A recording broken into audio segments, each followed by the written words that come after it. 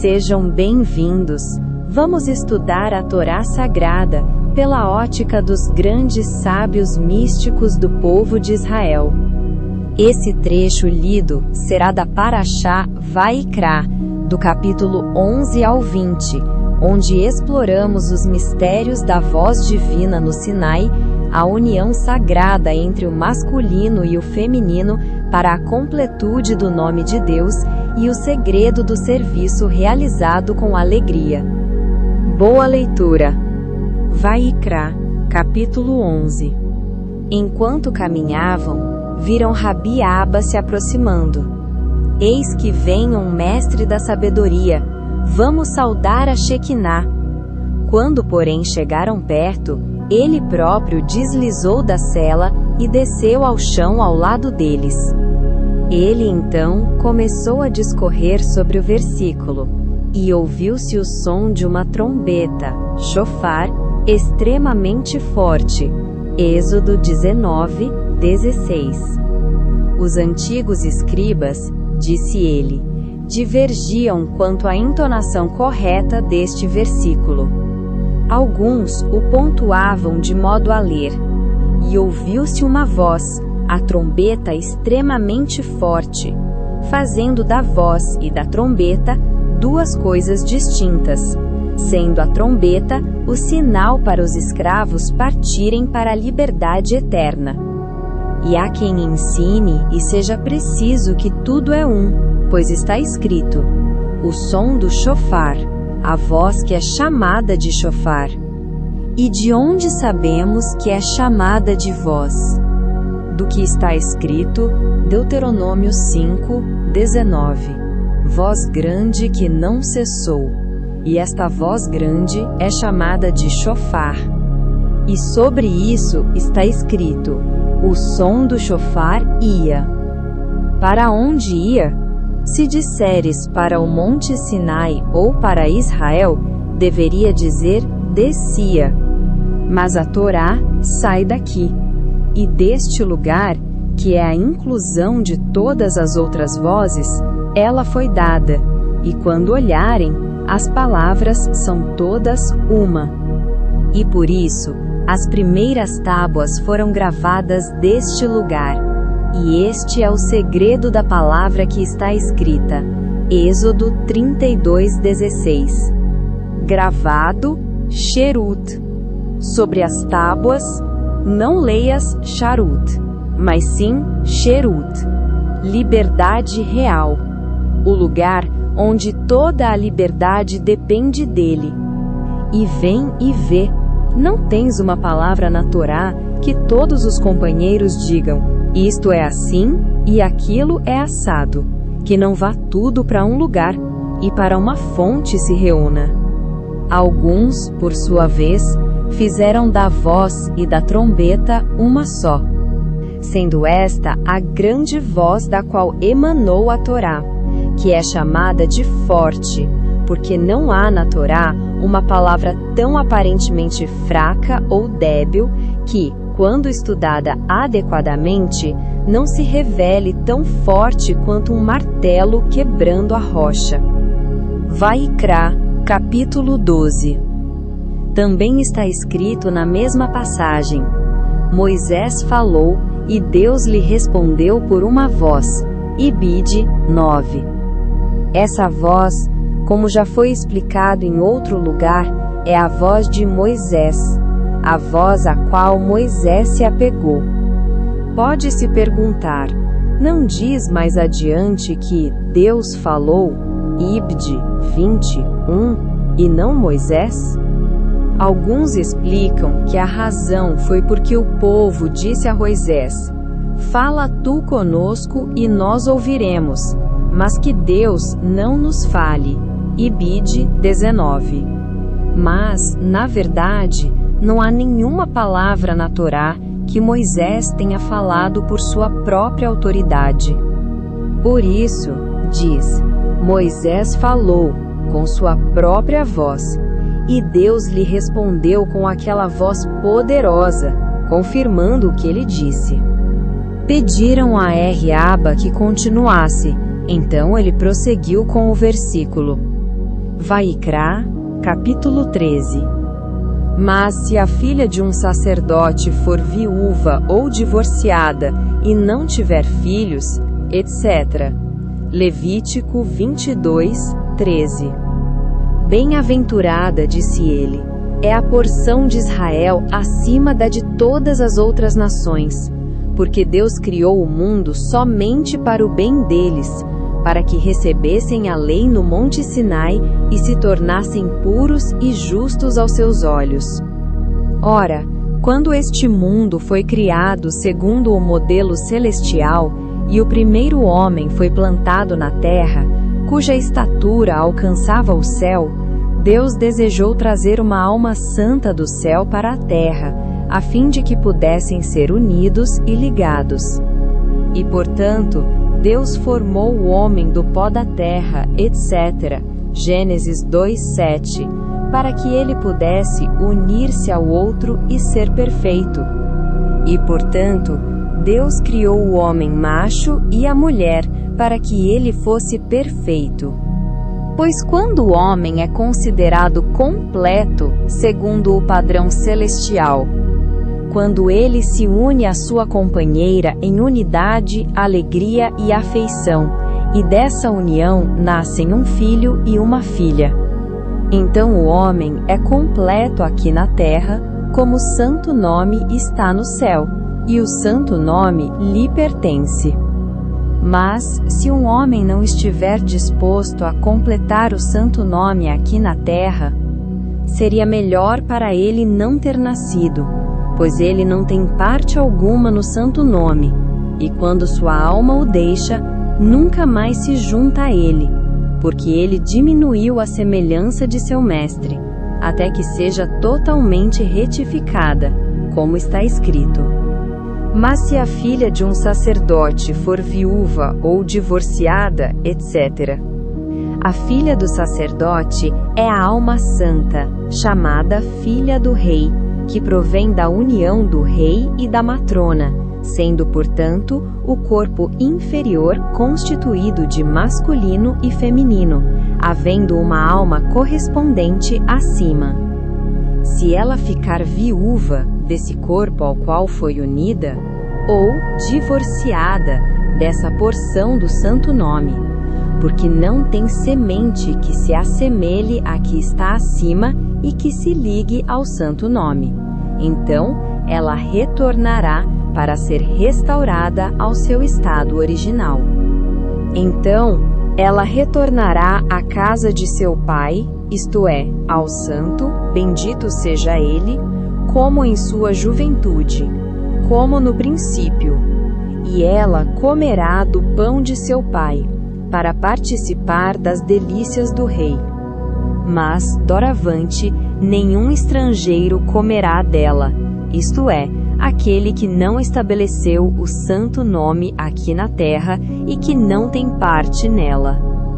Tal pessoa não tem parte no deleite celestial onde reside o verdadeiro comer, e que ainda se encontra no mesmo lugar onde estava quando o aroma dos sacrifícios costumava ascender. Vaikra, capítulo 14. Pois, onde há alimento na terra, há alimento no céu. É como se um rei preparasse um banquete para si, e outro para seus servos, mas não comesse até que seus servos comessem. Mas não comesse até que seus servos comessem. Daí a expressão aroma agradável, literalmente, aroma de prazer, aroma para os servos, prazer para o Senhor. Assim, aprendemos que Israel alimenta seu Pai Celestial. E quem são os que comem do banquete do rei? Quem, senão, as almas dos justos? Vaikra, capítulo 15. Rabi Abba discorreu ainda sobre o versículo: Eis como é bom e agradável que os irmãos vivam em união. Salmo 133, 1. Feliz é Israel, disse ele, pois Deus os entregou sem chefe ou mensageiro, e eles estão ligados a ele, e ele a eles. E por seu amor por eles, ele os chamou de servos, como está escrito: porque os filhos de Israel me são servos. Levítico 25, 55. E também os chamou de filhos, como está escrito: vós sois filhos do Senhor vosso Deus. Deuteronômio 14, 1. E finalmente os chamou de irmãos, como está escrito: por amor de meus irmãos e companheiros. Salmo 122, 8. E porque os chamou de irmãos, ele desejou fazer morada com eles, e não os abandonar. Vaikra, capítulo 16. Podemos também interpretar a palavra irmãos como uma referência ao santo, bendito seja ele, e à comunidade de Israel.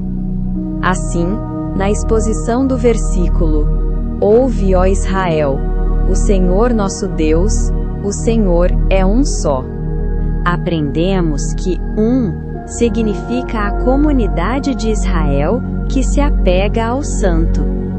Bendito seja ele, pois, como disse Rabi Simeão, a união do masculino e do feminino é chamada de sendo o santo, bendito seja ele, chamado de apenas no lugar onde o feminino também está, visto que o masculino sem o feminino é chamado de metade do corpo, e metade não é Quando, porém, as duas metades se unem, tornam-se um só corpo e são chamadas de Atualmente, o santo, bendito seja ele, não é chamado de A razão intrínseca é que a comunidade de Israel está no exílio, e o santo, bendito seja ele, ascendeu aos céus, e a união foi rompida, de modo que o santo nome não está completo, e portanto não é chamado de Quando será chamado de Quando a matrona estiver novamente com o rei e eles se unirem. Quando, nas palavras do profeta, o reino pertencerá ao tetragramaton, o reino referindo-se à comunidade de Israel, a qual a realeza está ligada. Então, naquele dia, o Senhor, tetragramaton, será e o seu nome Zacarias 14, 9. O versículo continua: é como o óleo precioso sobre a cabeça, que desce pela barba. Este é o óleo da unção da santidade, que flui do santo ancião, e que se encontra naquela corrente suprema, que dá aos filhos os meios para acender as luzes. Esse óleo escorre sobre a cabeça do rei, e da cabeça para a barba santa e venerável, e dali flui para todas as vestes de esplendor com as quais o rei está vestido, como está escrito, que descem sobre a orla de suas vestes.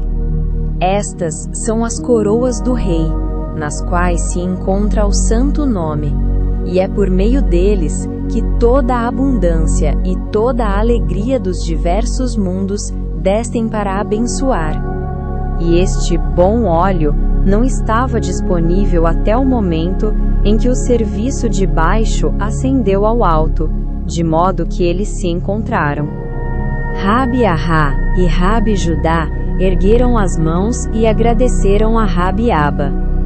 Vaikra, capítulo 17.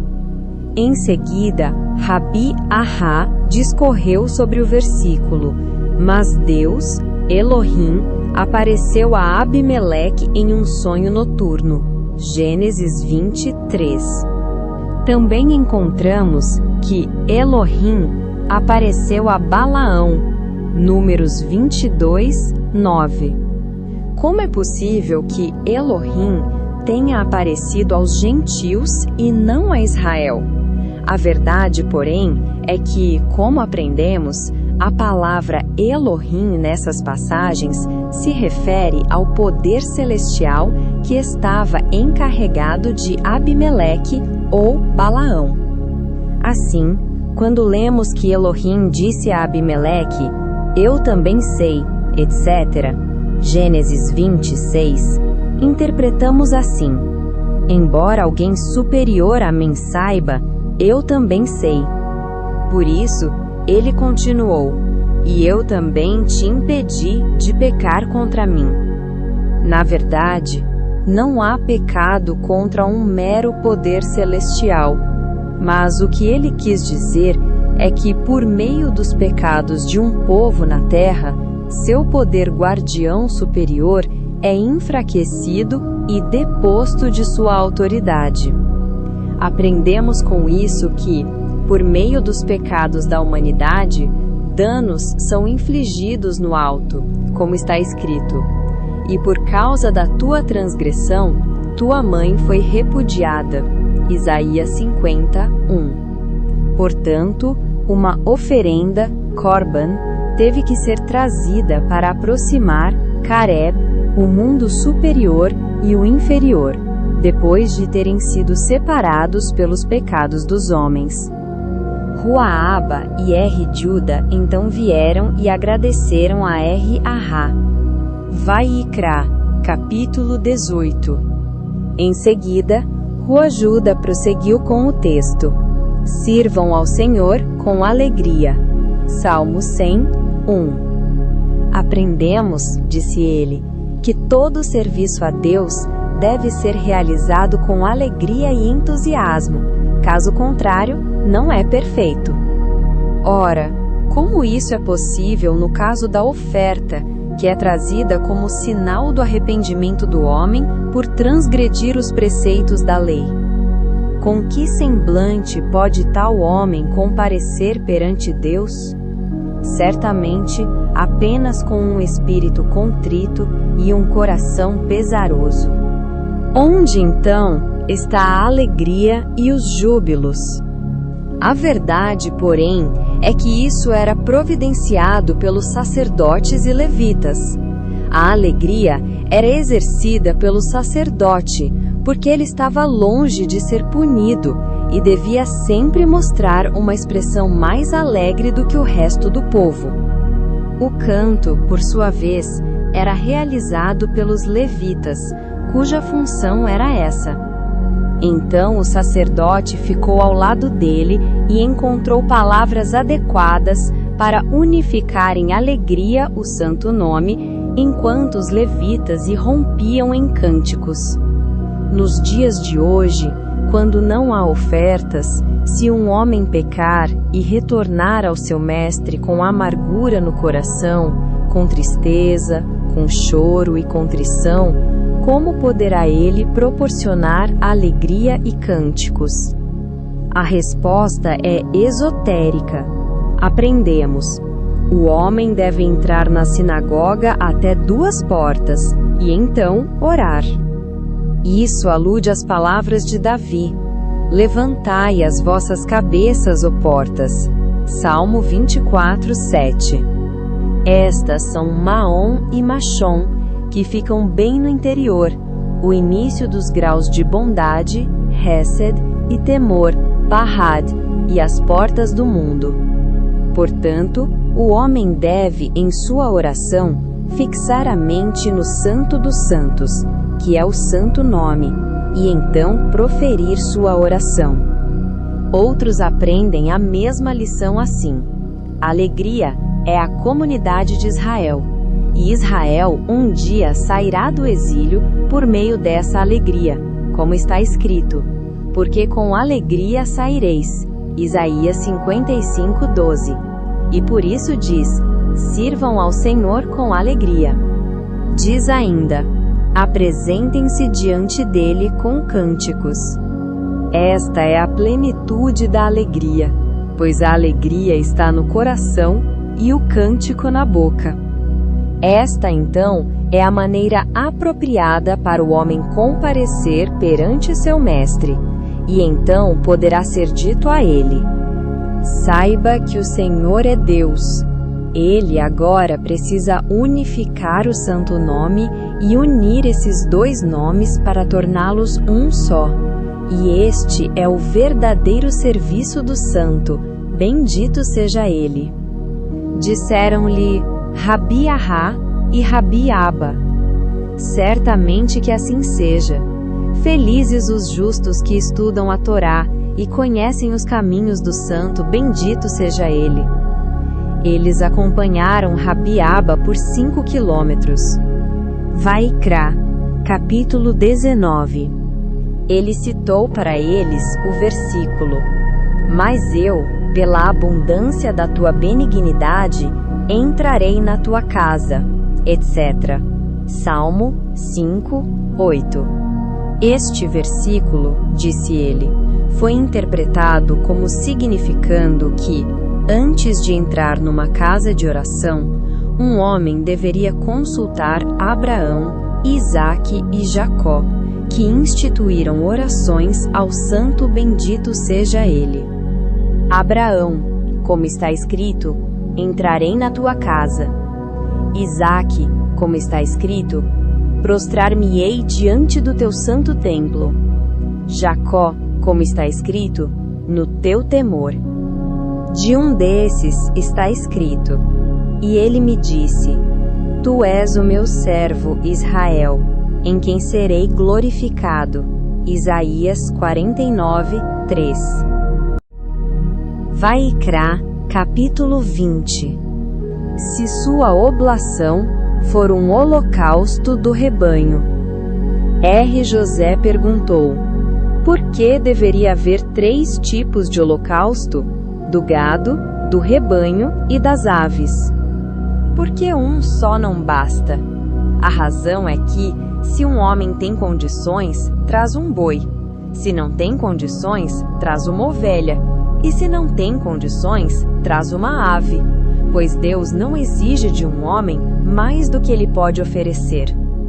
Rabi Eleazar disse: sua oferta deveria corresponder ao seu pecado. Um homem rico, orgulhoso de suas riquezas, deveria trazer um boi, porque seus pensamentos provavelmente seriam os mais pecaminosos. Um homem de posses moderadas trazia uma ovelha, porque não era tão propenso ao pecado, enquanto um homem pobre, que era o mais tímido de todos, trazia a menor oferta de todas.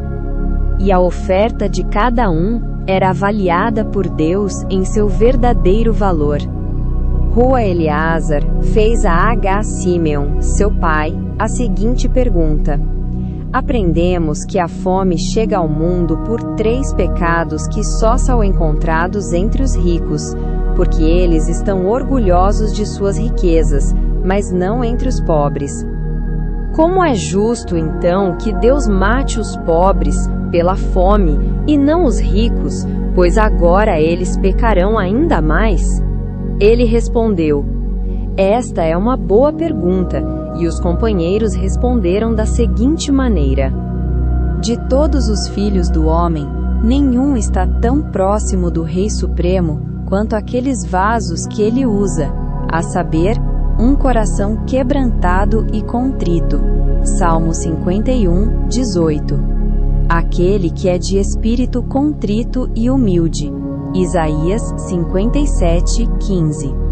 Ora, quando há fome e os pobres são castigados e sofrem, e choram e clamam diante do rei, e Deus os aproxima mais do que nunca, como está escrito: pois ele não desprezou, nem abominou a aflição do aflito. Salmo 22, 25. Deus então castiga o pecado, pelo qual a fome veio sobre o mundo. Então, dos pecadores que causaram isso, quando o rei se mobiliza para ouvir a voz dos pobres. Que o céu nos proteja deles e de sua vingança, pois assim está escrito: certamente ouvirei o seu clamor. Êxodo 22, 23. E a minha ira se acenderá, etc. Mas vem e vê que todos os habitantes do mundo não se encontram próximos ao Rei Supremo como estes vasos que ele utiliza. E quem são eles? Salmo 51, 19. Coração quebrantado e contrito. Isaías 57, 15. E com o contrito e humilde de espírito. Estes são os vasos do rei. E quando se encontra escassez no mundo, e a fome e o julgamento se fortalecem sobre os pobres, então eles choram e clamam diante do rei. E o santo, bendito seja ele, se aproxima deles mais do que de todos, como está escrito, Salmo 22, 25. Pois não desprezou, nem abominou a aflição do pobre. E então, o santo, bendito seja ele, recorda por que a fome veio ao mundo. Ai daqueles culpados que causaram isso! Quando o rei desperta para observar o mundo pelo som dos pobres, que o misericordioso nos salve deles e de sua angústia, então está escrito, Êxodo 22, 22, ouvirei seu clamor. Ouvirei. 2 vezes. Uma, para observar a voz deles, e outra, para cobrar daqueles que causaram isso a eles. Ouvirei. 2 vezes.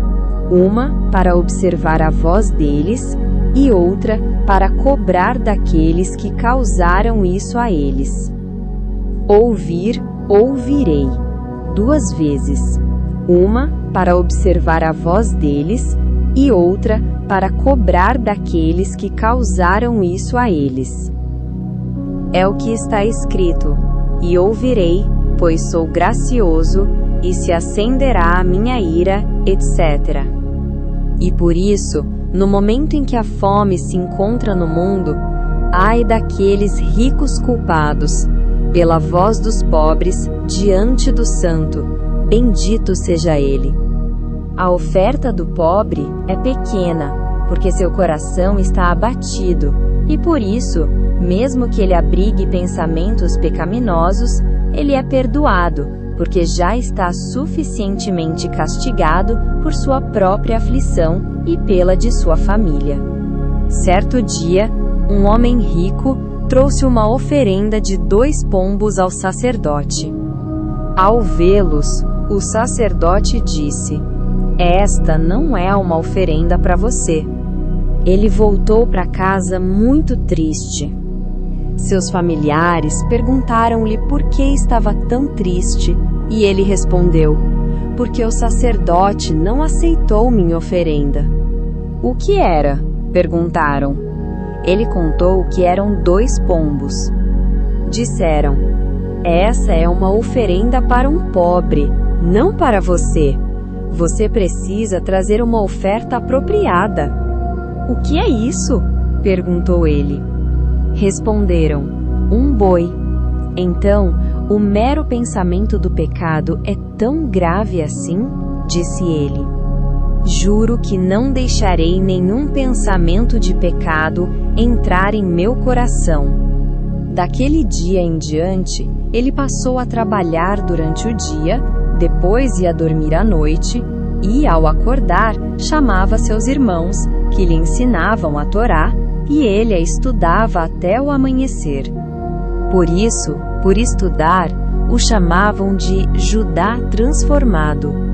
Um dia, Rabi Jessé, o mais velho, o encontrou dividindo seu dinheiro, metade para os pobres e metade para mercadorias a serem enviadas para o exterior.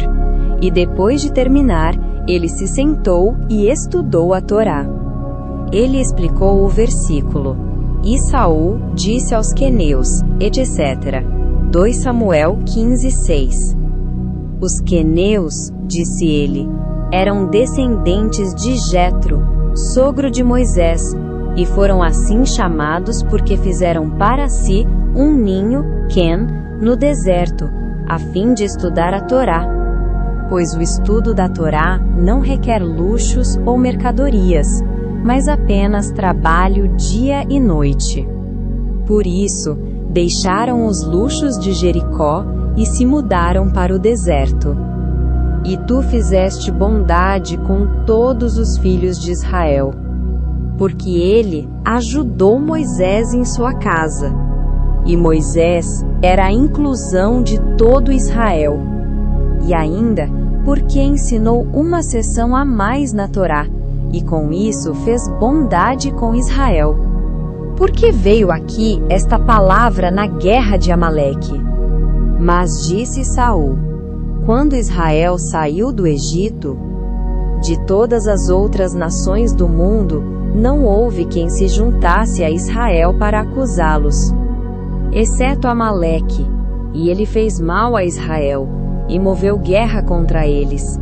E tu te antecipaste a eles com paz, e fizeste bondade com todos eles, e por causa disso, não és digno de ser unido a eles. Ora, sobre Jetro está escrito: e Jetro, sogro de Moisés, ofereceu holocaustos e sacrifícios a Deus. Êxodo 18, 12. Isso mostra que sua oferta era altamente estimada aos olhos de Deus, e por isso Arão e todos os anciãos vieram comer com o sogro de Moisés perante Deus, Ibide. Do que aprendemos que quando alguém traz uma oferta com verdadeira devoção, Deus vem ao seu encontro.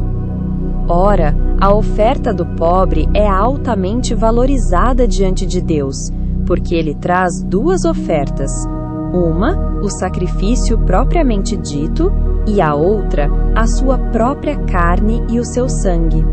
Pois, embora não tenha nada para comer, ainda assim traz uma oferta. O pobre pode trazer um pouco de farinha e fazer expiação, pois assim como sua própria carne e sangue ardiam de fome, a farinha é aquecida com o azeite que nela é espalhado.